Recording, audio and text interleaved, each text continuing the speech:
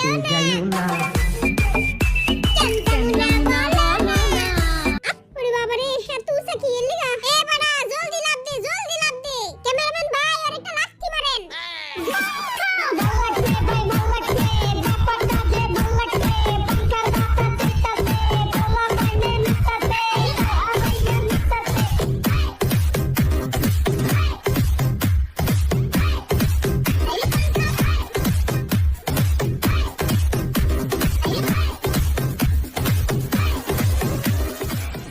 Welcome to Bangladesh.